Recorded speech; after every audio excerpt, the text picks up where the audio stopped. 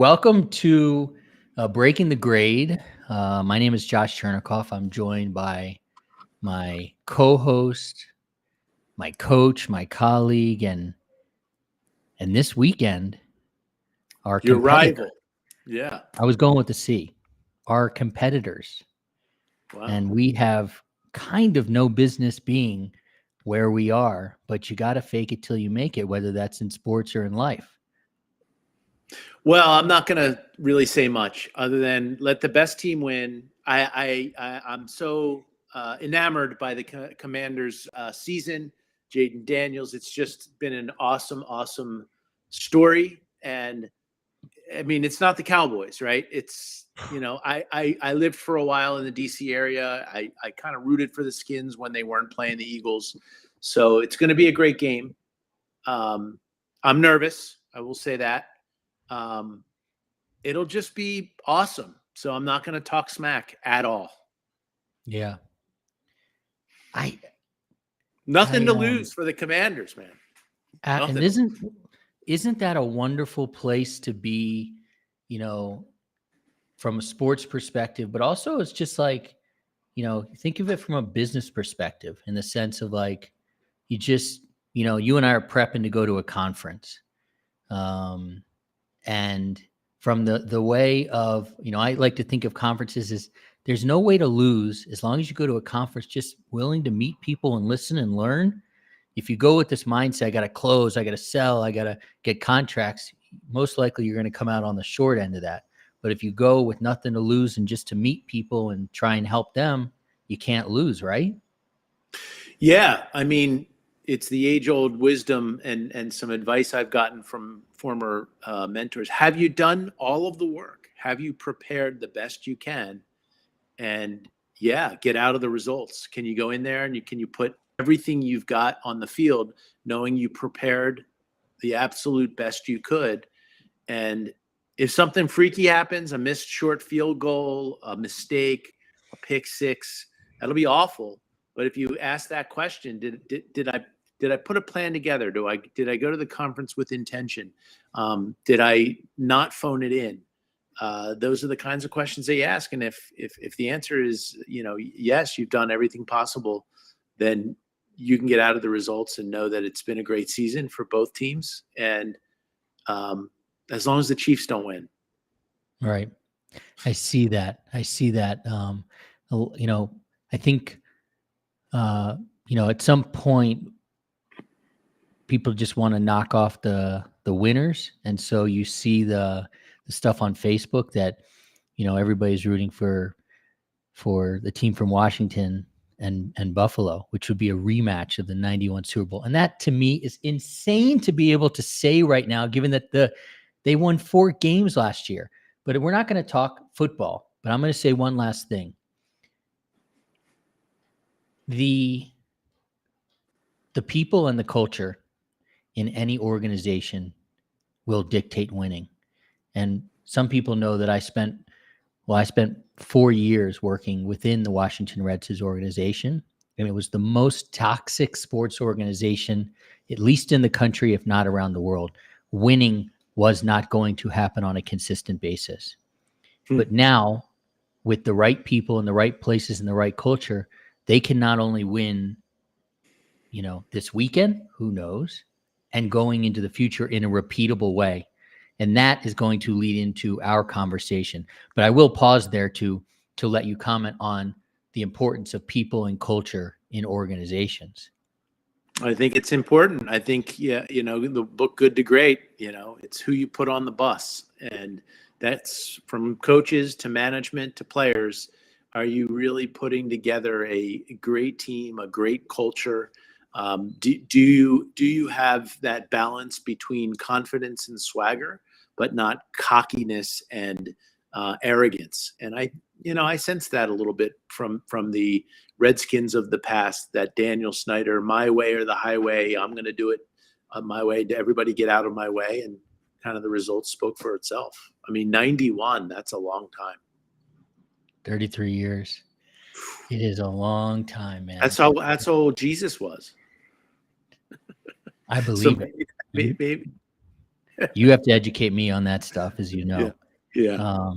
Today, we're going to talk about 3 critical systems that every education business needs to grow successfully. And whoever is in our audience, whether it's Facebook, LinkedIn, Instagram, YouTube, feel free to message us in the chat and let us know you're here, where you are, what your business is.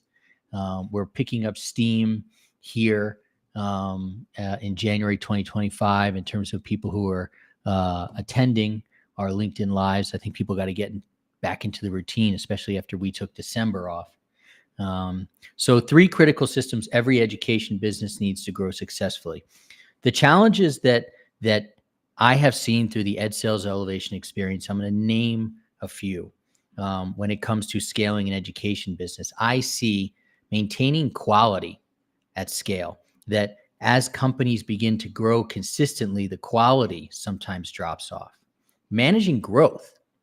We all want growth in our companies, especially in education, but you have to also manage it. Attracting and retaining clients. It is super competitive out there, and it is tough to scale when you can't attract, and it's very tough to scale when you can't retain. Systemizing processes. To scale, you absolutely have to have processes in place in every part of your business. Today, we'll speak more specifically about generating leads on repeat and how you do that. And then one thing I thought about in my own experiences as I was scaling my businesses was how you balance growth with your vision, with your hopes. And I look back at my first 2 businesses and I think that there are things that I would certainly do differently regarding my hopes for my businesses, because I think those caused me to make some decisions that weren't right in terms of investment and partners and things like that. So those are a few the challenges I see. Feel free to comment and or add.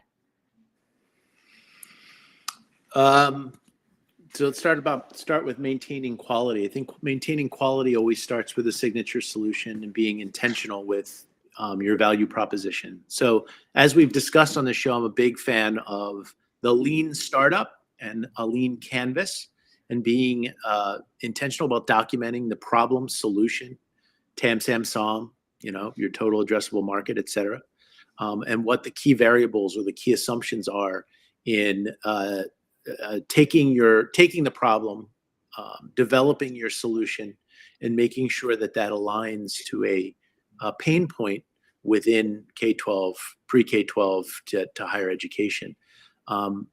We talk a lot about a lean canvas. We talk a lot about a logic model. I think differentiation, signature solutions, getting something that's new and novel and innovative requires that you spend a lot of time in that area and documenting it. So I'll just kind of start there before I move into managing growth and retention through systems. But I'll ask you, in terms of maintaining quality or creating a quality solution, signature solution, right? Being able to document not necessarily a 65 page business plan, but a lean canvas. What is the problem? What is the solution? What are the key assumptions to bringing that out there? And then doing it in an iterative or an agile way. You're going to make some changes along the way based on customer feedback. So let's start there, because I think that being able to address that leads up to some of the other keys to developing a sustainable and scalable business. Right. One of the most important parts out of 3 that we'll identify is building a clear and repeatable offer system. And when you say document, I hear document, and I also think listen. And to document, you have to listen. And when you listen, you're able to understand what people need, what the principal, what the PTA, what the superintendent, what the admin needs. And then you can build your offer system from that, AKA your signature solution. That's a structured way of clearly communicating your product or your service's value. And this is critical to me because a confused mind never buys, one. Two, I believe and have seen a confused mind has a tough time selling. So if you have multiple offers and you're trying to sell to multiple people, it's not going to be very clear to anybody, and including yourself, what your actual offer is. So that is why we have to build a clear and repeatable offer system. So am I right in hearing you say document equals listen? Yeah, I think it does start with listening. I think it starts with a lot of good customer discovery. I also think that it's important that some of the up and coming entrepreneurs and founders have to recognize that there are a lot of frameworks out there, the 4 Ps, product led growth, lean canvas. There's a lot of approaches, signature solution, and some of the coaching that you provide. It doesn't have to be done in a vacuum. There's resources, supports, and coaching out there that will help you get through the listening process, the customer discovery process, and then into the execution, implementation, and process of bringing extensively. Some work into. Sorry about that. We did not hear the noise. You broke up for a second, but it's all good because we heard you very well. And I think it's a perfect time as you talk about how I can help, how you can get resources off the shelf, or it makes me sound like I'm 90 years old, or YouTube or wherever you get them. And also from the good folks at the University of Pennsylvania's Graduate School of Education. Talk about Catapult. Yeah, so our framework really is built around leadership, product, market, and finance. So we have a Catapult Virtual Accelerator, $399. You get an assessment of your business, and then you get dropped into a self-paced standalone accelerator where you get coaching, access to learning resources, access to strategic advisors, access to researchers and practitioners, all within this entrepreneurial community of practice. One-time fee of $399, lifetime access. And our framework, which we really believe, based on our own customer discovery, is that EdTech founders really need support in leadership or creating a cross-functional team. Product, what are the next generation product elements that are going to differentiate your product? Do a lot of work in the area of AI and machine learning.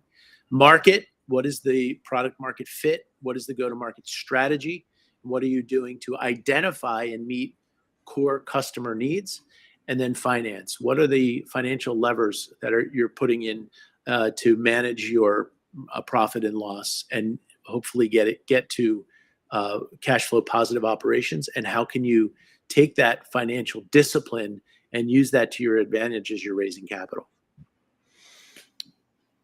That, my friend, is a very clear offer. Right? Yep. Catapult has a very clear offer. And I'm sure you've been there. I certainly have been there as I've started my other 2 businesses, and including this one. Ken can admit, because Ken has been alongside with me basically since the ride started here. When you clarify your offer, you minimize misunderstandings and you ensure that the prospects recognize your value, and you build trust, and you reduce friction in that process, and then you have that consistent and reliable sales approach. I have found myself in each one of my businesses deviating from my offer to get a sale done, and then find myself, and unfortunately my team as well, finds themselves trying to figure out how we are going to deliver exactly on what our offer was. Not having that in this business, in the Ed Sales Elevation Experience, our offer is 100% clear. Go through our cohort. We will guarantee you that you will get 3 of your highest converting, highest qualified clients to the 99-yard line. We are very clear to say they will not close because you've got to be able to punch the ball in. Do you have experiences in your own businesses or with some of the folks you've mentored where their offer wasn't so clear and it got them into hot water? Yes. I think when you talked about the 99-yard line, you distracted me because I started thinking about the Philly tush push. But You that's love another, tushes. yeah, that's another conversation. Yes, I do think that especially in the ed tech space, there is a lot of noise and a lot of room for distractions. Am I selling directly to students? Am I selling directly to parents? Am I selling directly to schools? The student is the user, but the district is the buyer. So I say that to say that it's not easy to really focus on what that signature solution is, who your target audience is, who you're selling to, who's using the product, and what you have to do to deliver a measurable result or an outcome that would warrant that customer to renew or buy it again. And that's the whole kit and caboodle. And I get a lot of mentees who want to do a lot of things to a lot of people inside of an education ecosystem where we say, time out. Can we start by focusing here, doing that really well, Right. and using that to parlay your way into doing some of the other things that you want to do? 100%, the power of one. And if you take a step back and think about exactly what you're saying, having a clear offer system to one stakeholder, your messaging is the same, your promises are the same, and so you're going to find yourself in less or no hot water because you're really speaking the language of the stakeholder. You're having a clear conversation, and you can very easily define how you can help them. And then there's no real handoff, right? The deal is potentially done by you and your stakeholder because they understand your true value, and then they take the ball, and then what they have to do is talk to potentially the principal, the other teachers, the assistant principal. But depending on who that stakeholder is, you've really communicated to them your value, and they're ready to roll. And this is something that we focus on minute friggin' one of the Ed Sales Elevation Experience. And come 11:01 this Tuesday, we are starting our unofficial 8th cohort. And we have 10 companies in the Ed Sales Elevation Experience that are starting this Tuesday. And at 11:01, we will start talking through who you are really speaking to so that we can begin to help them with one of the most powerful systems they need to build, which is that clear and repeatable offer system. We've got some really great names of people joining the Ed Sales Elevation Experience. If you want to join our community, there's the QR code. And John, we've got some names that I know you love. And I could probably look back through our text messages and see pictures, of you on the streets of New York or Philadelphia or some conference with Sam Rabkin, Paul King, to name a few that you always say, I was talking about you. We took a picture. So we've got a great group coming in on Tuesday morning. Awesome. Yeah, really excited. The system that I want to highlight now is a robust lead generation system that attracts, nurtures, and converts prospects.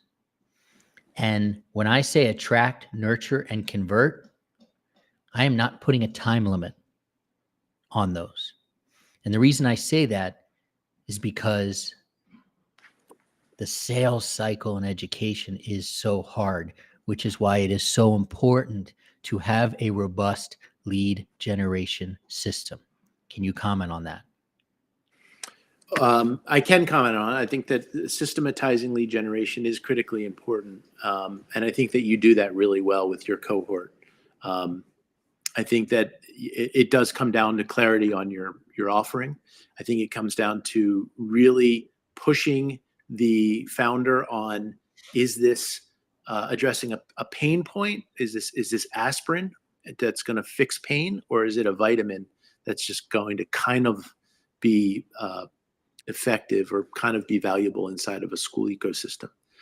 It's got to be a painkiller. It's got to really address something that is going wrong, something that needs to be addressed inside of that education ecosystem.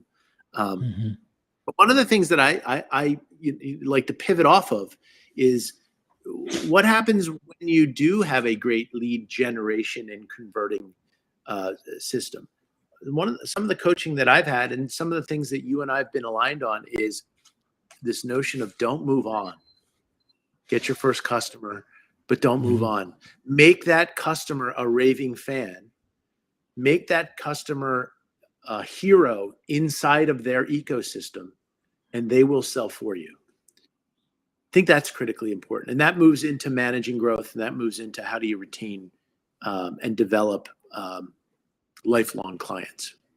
How do you show a process of leading to net recurring revenue, which is a function of not only acquiring new customers, but nurturing, retaining, and creating loyal customers that will buy again and serve as an extension of your sales team. And that's the area where I think value is magnified, synergized, and complemented if you do it right. Talk a little bit more about how value is magnified. So if I'm a big fan of Raving Fans. You could read it in under an hour. It's one of my favorite books. And what we say is, and I think a lot of people that are sales driven get into what is the quantity of sales that I need to generate over a period of time to be able to achieve my objectives. And I would say that if you slow down and you get into a mindset of quality customers who can become part of your ecosystem of support and will actually speak to other prospects about the value of your signature solution, you'll have a lot better time converting quality leads than you would if you did not have those raving fans. If you did not spend the kind of time to demonstrate how your product or service delivers a measurable outcome and delivers on the promise of making that district superintendent or that principal a hero inside of their ecosystem. Give you an example. Go back to Naren, Metamorphics, and Cascades, just because it's the first one on my mind. If he can deliver a solution that is going to make the principal or the superintendent recognized for being driven by student mental health, recognized for being having an ability to take disparate data points, consolidate that through the use of AI, and come up with actionable insights to put students first and serve students in this hair on fire environment that we're in related to mental health, that makes that superintendent look like a hero to that superintendent's board, a hero to that superintendent's community, and a hero in that superintendent's ability to deliver on what he or she is paid to do. Let's not go past that and move on to the next opportunity. Let's build, evangelize, promote that so that that becomes something that other prospective customers can see and draw on in order for you to grow beyond the small base of customers that you might have. Okay. So what I hear you saying and agree with is, I had in bold here, step number 2, implement a robust lead generation system, but we need to add more to that. And we need to say, implement a robust lead generation system that attracts and retains your ideal client. And underneath of that, part of a lead generation system is not only the leads that you generate that come in and that you keep, but then you kind of turn those folks into raving fans, and those raving fans become a key element and a key part of your lead generation system because of case studies, because of testimonials, because of word of mouth. Is that accurate? That's accurate. But there's another component to that, which is how. How do you do that? And I think in ed tech, we talk a lot about customer experience or customer success. And I talk a lot about this. I would say on my major exit, we over invested on customer success, making sure that the customer could not only use the product or service, but in using it, they became a hero inside of their ecosystem. And what do I mean by that? I think the audience should understand that I see three key elements to retaining and developing a loyal customer. And that is being very good at three things related to customer experience. The first is, go ahead. The first is onboarding and provisioning the product. Do they understand how to get a username and password? Do they know how to implement it within their LMS? Do they know how it interoperates within their technical environments? Just the basic blocking and tackling of, you saw the demo, you want the product, you see how it solves a pain point. How do I implement? How do I onboard? How do I provision this service without a bunch of teachers, students saying, where is it? I don't have my username. So getting really intentional with the onboarding and provisioning elements of your product and service. And in ed tech, that's critically important. Two is implement. And so that is a technical function. The second part is the implementation of the product and service. So now I've got usernames and passwords. Now I've implemented, now I've onboarded and provisioned. How is it going to be used, or how does it align with the instructional episodes, or how does it align with the operation of my school or school district in a way that is pedagogically aligned, or in a way that is going to specifically solve the pain points that you said you were going to do? That is usually a pedagogical process. So onboarding and provisioning, technical. Implementation, typically is pedagogical. Okay. And then finally, the third part, which is, I think, the most important, which is the customer success element in and of itself. And that is a celebratory function. And that is being able to, who within that educational ecosystem is using the product well. How do we celebrate them as a rock star user? How do we promote that or publish that?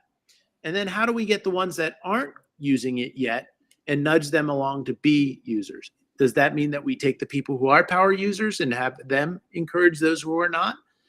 If you do those three things really well, the provisioning and onboarding, getting them set up, the implementation, how is it going to actually solve the pain point within the school or the district, and the celebration or the success of it being used so that more and more people are using it and it's indispensable, that is the critical three components, in my view, in my experience, that lead to a renewed and a loyal customer that will speak about your product to their colleagues.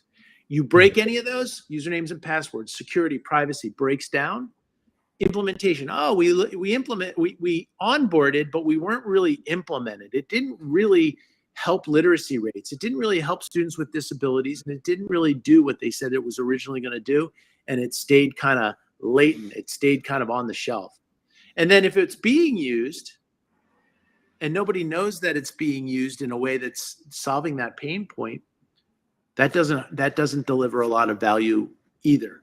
So if you go 1 for 3, 2 for 3, but if you go 3 for 3 and you're intentional and you spend the time and resources to do that well, I like your chances on retention and having this movement of customers who will help you sell to their colleagues. Yeah, I love that movement of customers. So it's what you mentioned there, as we were in step 2, which we were talking about a robust lead generation system, to me is the game within the game.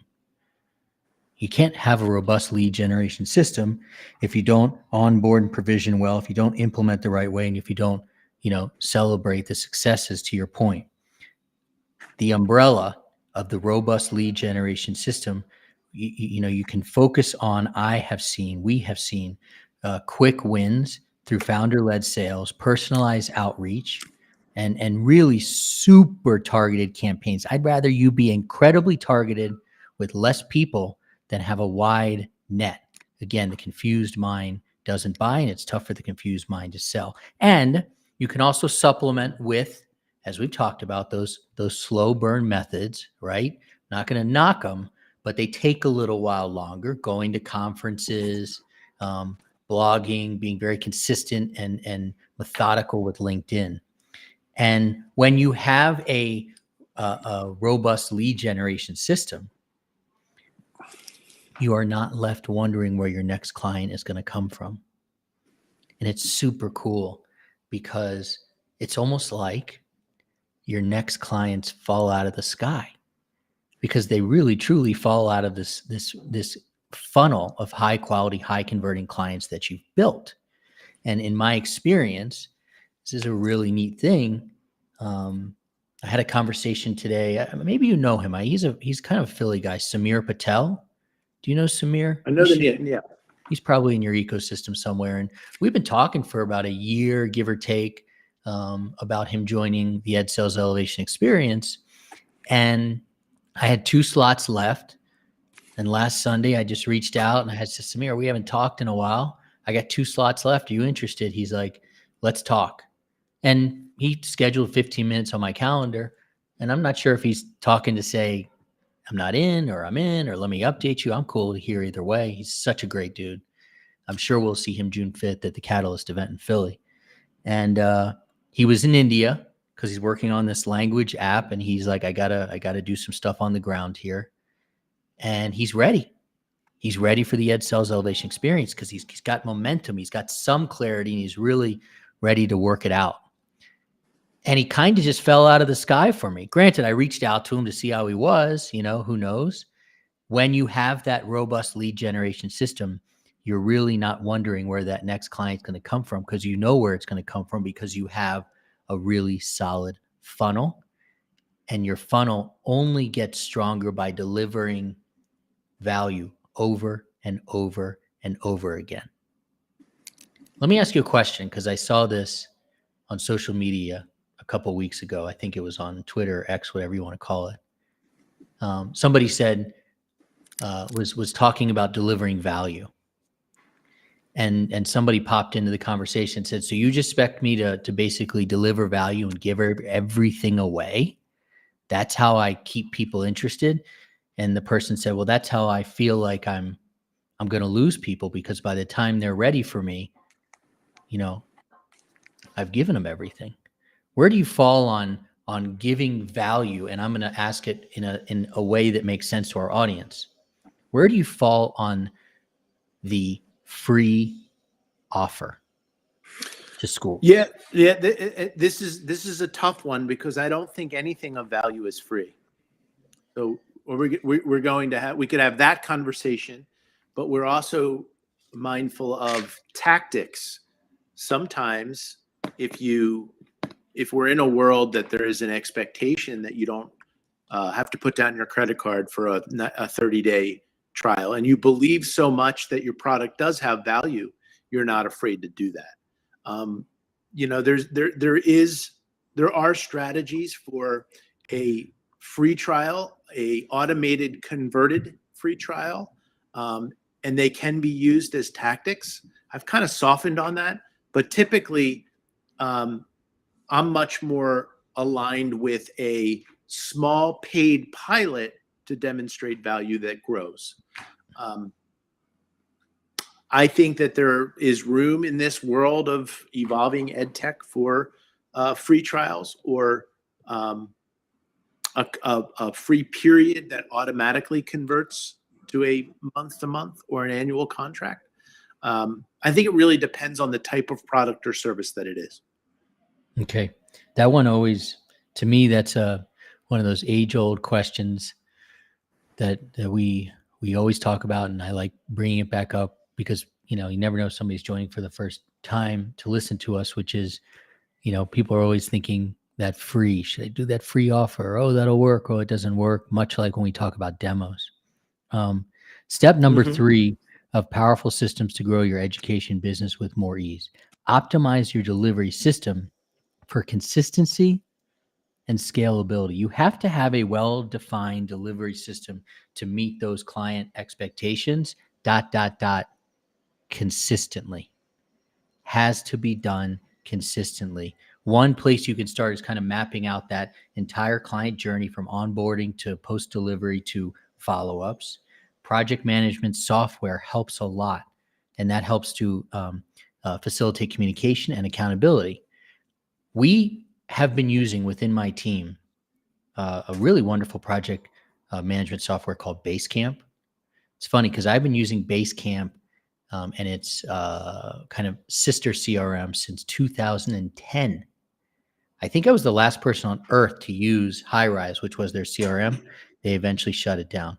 A good project management system is going to optimize your delivery system for consistency and scalability. I absolutely saw that and the need for it and how I was not exceptionally good at it in my second business, Flex Academies, where we had 82 schools, 500 providers, principals, PTA presidents, and then parents to be accountable to and to make sure they were relatively happy. And so delivering our system consistently and with scale was tough because we were in different school districts in different states. Principals have different expectations. So that was tough for me. As you scaled your business, did you run into delivery challenges when it came to consistency and scale? Yes, definitely. I think that's a big challenge. I think that's a big question. By the way, that's awesome that you were using Basecamp in 2010. I was using Basecamp in 2012, 2013. So that ages us.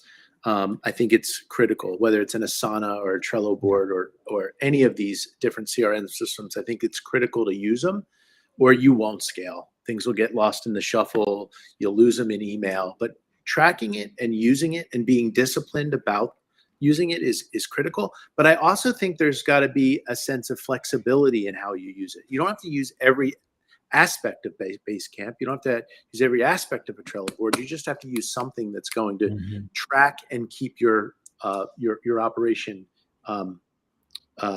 organized and disciplined. That's the first thing. Second thing is your CRMs like Salesforce and HubSpot, how you're managing your lead generation on top of what they're learning through the sales elevation, the elevation project and the process.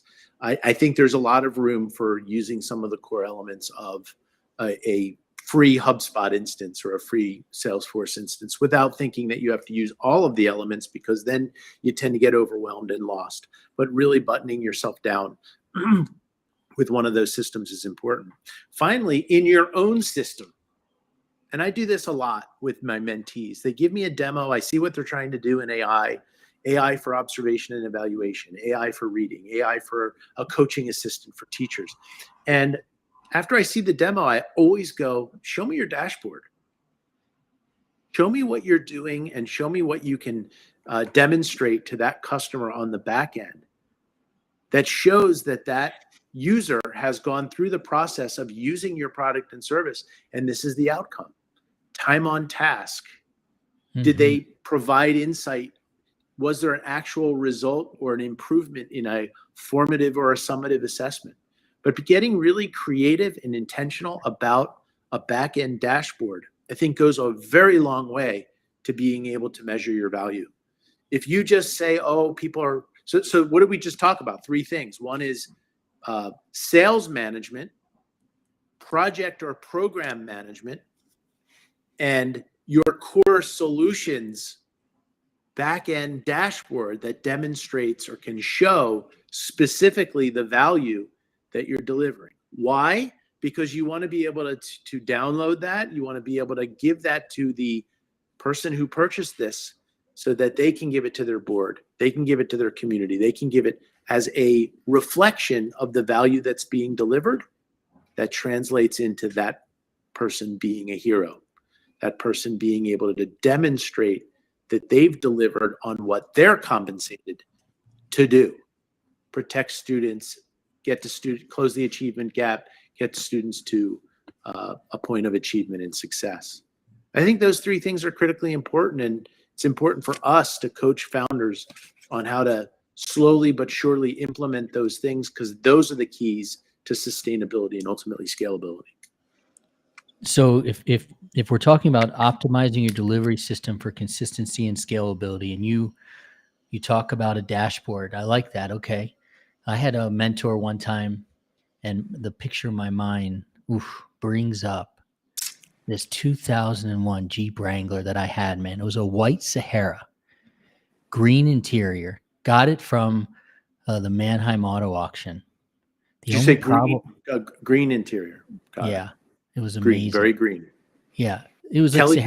Sahara. Yeah, like the Sahara feel. You know me, I'm all about the jungle and hiking and things like that. Yeah, like The only green. problem, The Sunday's green, right? not that green. The only Oh. problem was when you started going up a hill, and I happened to live on Capitol Hill, um, the car would turn off. So that was a problem. But nonetheless, the mentor that I had talked about the dashboard of a car, the gauges. You really need to have 4 gauges in a car that you have to keep your eye on. And then that got me thinking about that Wrangler. So let's just say you tell somebody, let me see that dashboard. And let's say on average, you're hoping to see maybe between 4 and 8 gauges, that they're able to show their client. And those 4 to 8 will make sure that there's consistency on both ends. They're delivering and the client is getting what they want. What do you do when you've got let's just average it out, 6 gauges, and you're delivering to this phenomenal superintendent that you're trying to enter into their school district, and the superintendent says, those 6 are good. I need these 6 more. You're the founder at that point. How do you handle that? Because if you add 6, you got to go back to your ops team, your dev team, and consistency has just gone way out the window, but you're trying to close a deal. How do you handle that? Yeah, it's a great question. Systemizing the offering and standardizing the offering.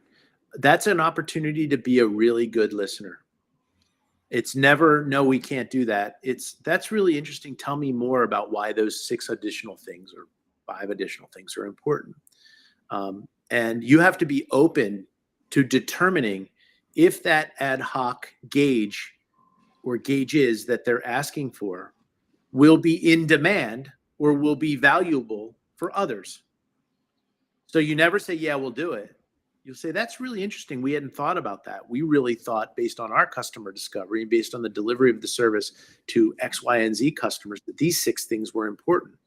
Of those 6 that you're now saying that you need, can you prioritize them? Can you speak to me about how they solve your pain points? And you do a really good job of active listening and say, hey, that makes a lot of sense. What if we could accommodate that in the next couple of quarters? Would that be helpful?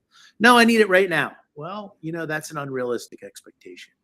So it's really threading the needle on being a good listener, determining if those additional gauges could be implemented and would be found valuable by other prospects and customers, and then determining based on your priorities. And good project management systems has an ability to say, we're going to work on these now, we're going to release them now, but these are going to be on the backlog and these are going to be down the line.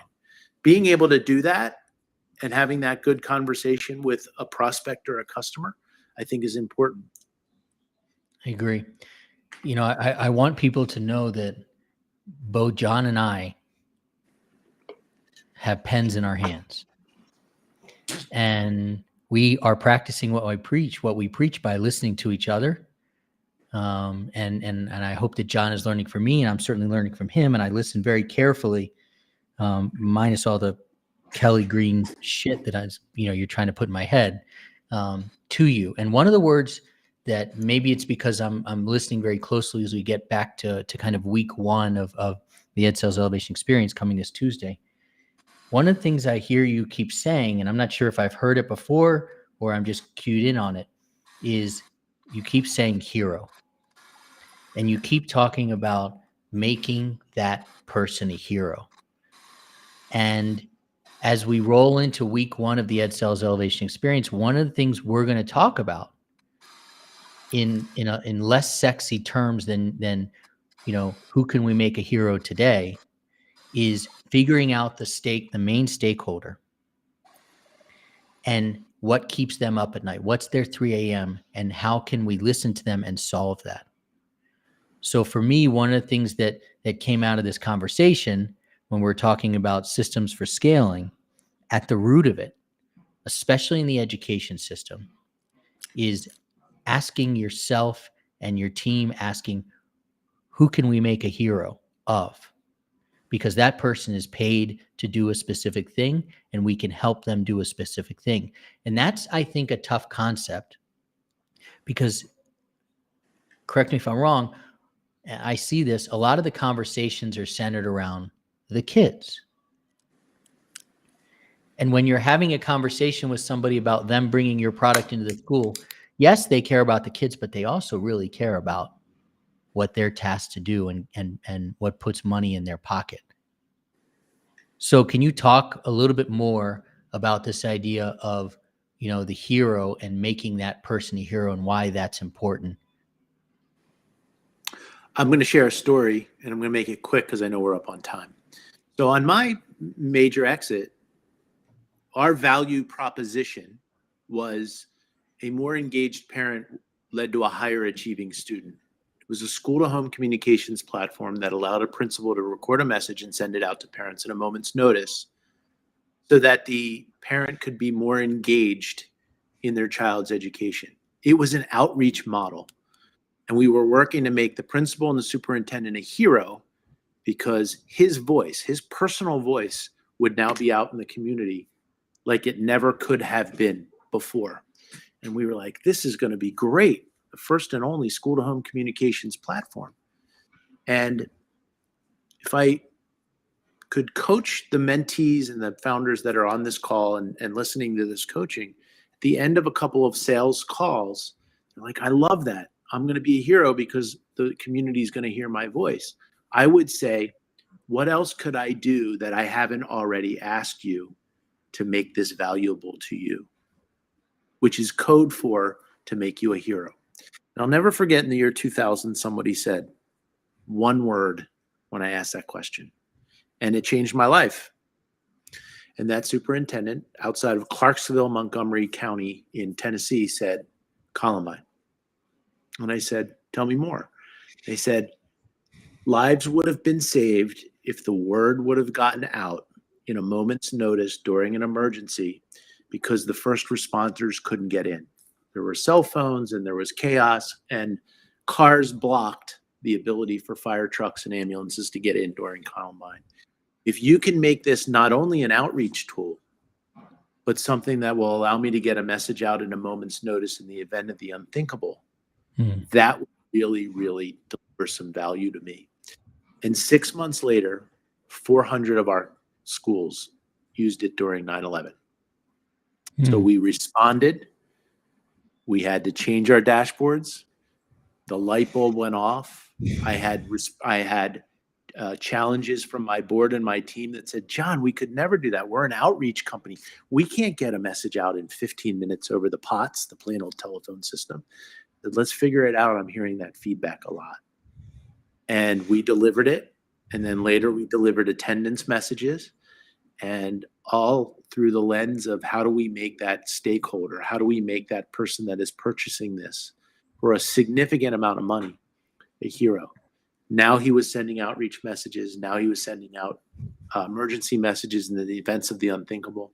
This product has been used during Sandy Hook and 9/11, Parkland, and the list goes on, unfortunately. But we were listening and we were thinking about how we could deliver value, demonstrators show that value on the back end through dashboards. And slowly but surely we were able to exit because we were able to make countless superintendents and principals feel like and demonstrate that they were actual heroes with the use of the system. Awesome. When you started telling the story, and by the way, that's a new story for me in the John Gamba Chronicles. I'm thinking that person asked for that, and that's one of those decisions that you make, despite maybe what I would think your dev team or your COO or your board says. Well, I don't know. Maybe John knows, the CEO, the founder knows, not that 9/11's coming, but this is worth it, and you make those decisions. So super cool story. Appreciate it. We will wrap up here with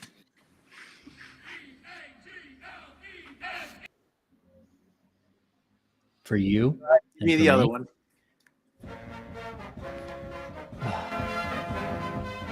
Sounds so pretty. It does not matter on this show who wins. This weekend, great game with no injuries. How about that? Great game with no injuries is absolutely great. John, I will be down or up in Monterrey, Mexico next week. Do my best to step into some very large shoes on a panel because you have some other obligations with your family, which makes perfect sense. And I'm super excited to be there and get to meet some different people who I've only seen their names and faces through emails with you, and so I'm excited to be there. But nonetheless, 3:00 this after 3, my 3, your 3, your 4 Sunday, right? Is it your 4? It's R3, and I just want to point out that the Eagles song was 6 seconds, and that went on for 45. So that says something about this. It is a little one-sided, that is for sure. But by the way, you don't know this, but for me to get you that EAGLES, I had to ship it to the Philippines and have Ken figure out how to get that thing on there. So I go to the ends of the earth, including the Philippines, for you, my brother. Thank you. That was good. I'll take the 6 seconds. Thank you for everybody for sticking around. Have a great couple of days. Have a great weekend. Hopefully you got a lot of this. We'll re-air this at 11:00 Eastern on Sunday, and then we'll see you again here in 2 weeks, although I'll be back in 1 week flying solo from Monterrey, Mexico. Maybe I'll try and get somebody to join when I'm in Monterrey and sit side by side. Who knows? Thank you, everybody. Have a great, great week. Take care, everyone. Go Birds. Go Skins.